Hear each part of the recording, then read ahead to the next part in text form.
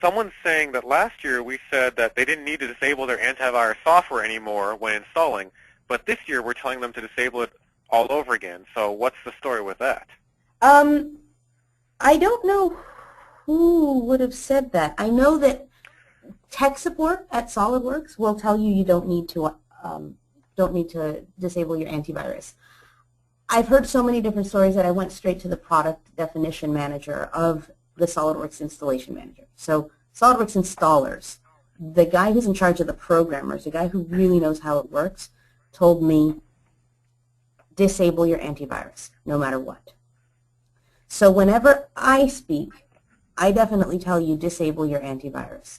I know that we've literally gotten calls from people who just didn't know about this, who didn't disable their antivirus. It was an IT person who was able to give me the actual name of the worm that the antivirus was detecting.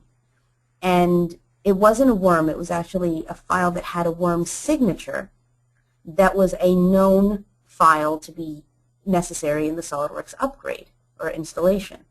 So I know that, that's what antivirus people do, or virus people, creators do, is they find stuff that is typically known and used.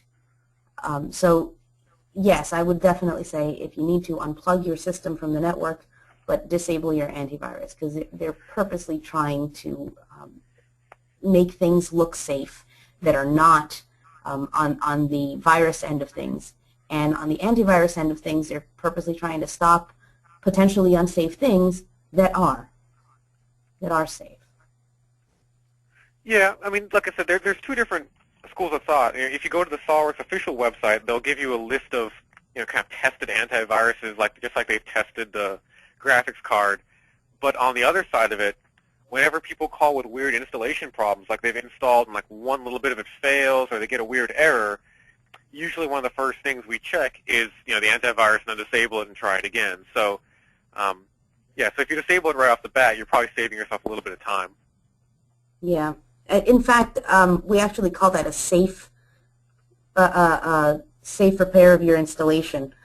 When you do call us in and you have a question and it's a weird issue that we want to just disable your antivirus and run a repair, we call that a safe repair.